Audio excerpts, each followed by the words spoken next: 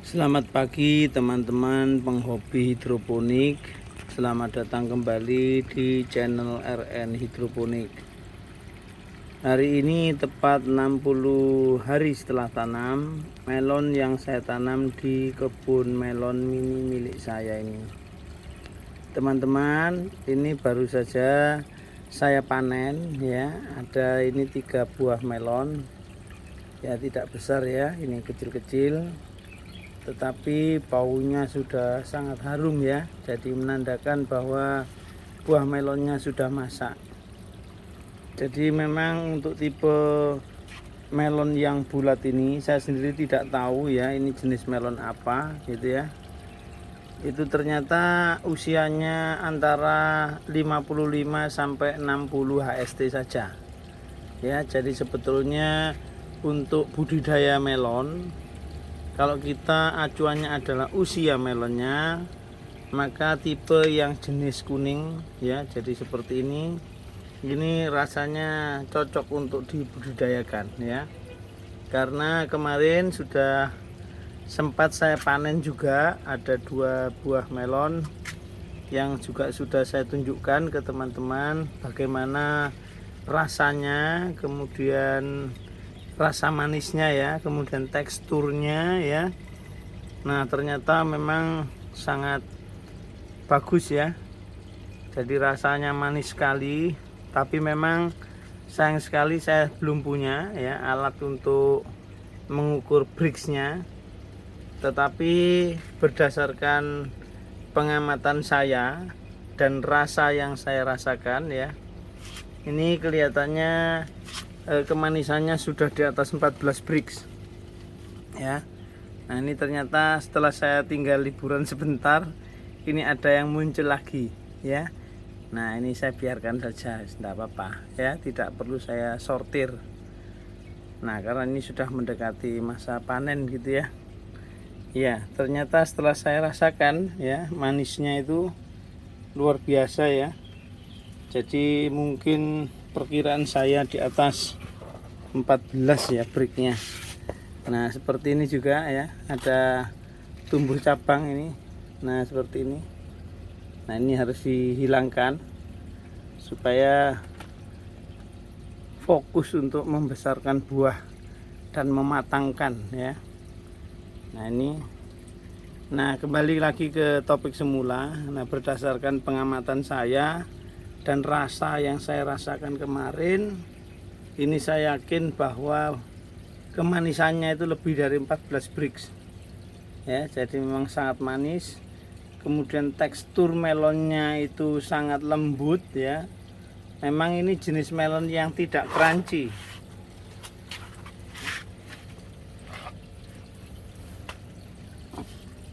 Jadi rasanya tidak crunchy ya, tetapi lembut. Tetapi manisnya itu mungkin teman-teman tidak percaya begitu ya kalau tidak merasakan, itu sampai hampir di kulit terluarnya ya. Jadi manisnya luar biasa, kemudian lembut ya, jadi tidak keras tekstur dagingnya.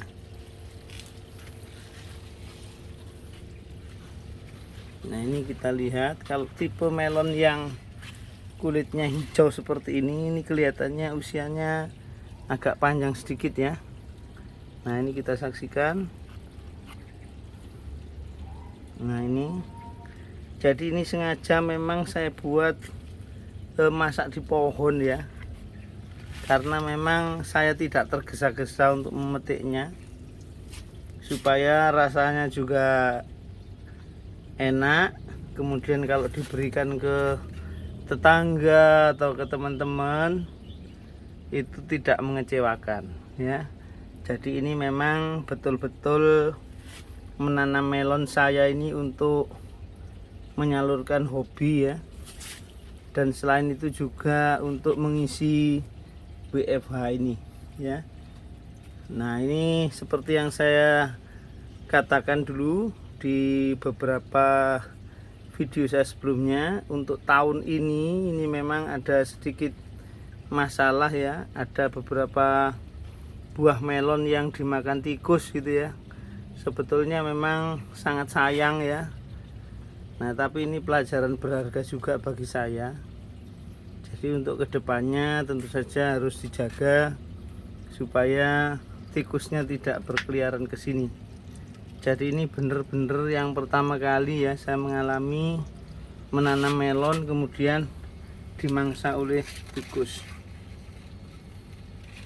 Nah, ini juga cukup besar ya. Nah, ini cukup besar buahnya. Kita tunggu.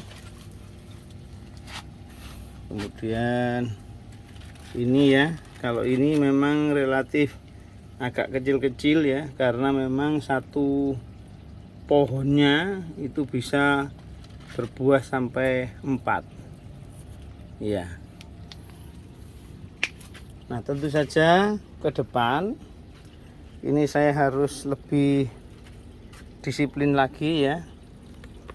Jadi kalau memang tujuannya untuk budidaya dan dikomersilkan, itu memang harusnya kita disiplin ya. Jadi kalau kita memang memutuskan satu cabang itu hanya 1 buah, ya harusnya demikian.